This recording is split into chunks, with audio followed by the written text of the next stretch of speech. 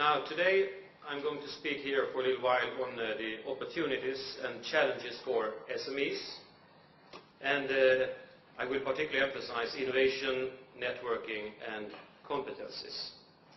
I'm representing ICAD here today, and ICAD is like INSME, a small organization, a think tank. It's devoted to the knowledge-based economy, how to promote policies and conditions that are truly favorable to innovation, SME development, creativity and entrepreneurship. And ICAD is operating on a Nordic platform, but really global in its orientation. Now let me first emphasize that we are really living at a time when we see a number of important changes going on. Certainly one shift, which is very rapid but still of historical proportions, has to do with the rise of East Asia in economic terms. There is a lot of focus today, for instance, on the very rapidly improving performance of China and India.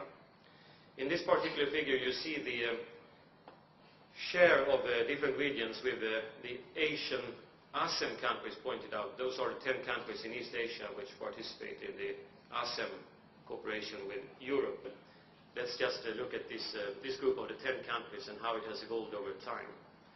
And you see it there that the share of the world economy that resides in that particular group of countries has risen from about 15% in 1980 to about 25% a few years back. You see also the share of China, which is of course really taking off from the early 1990s.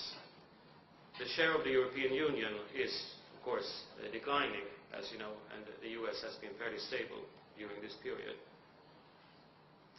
Now, in this course of events, it is not a given what kind of specialization you are getting, where different countries are ending up. This particular figure shows the share of high-tech exports in total manufactured exports, again for the various regions that you saw in the previous picture.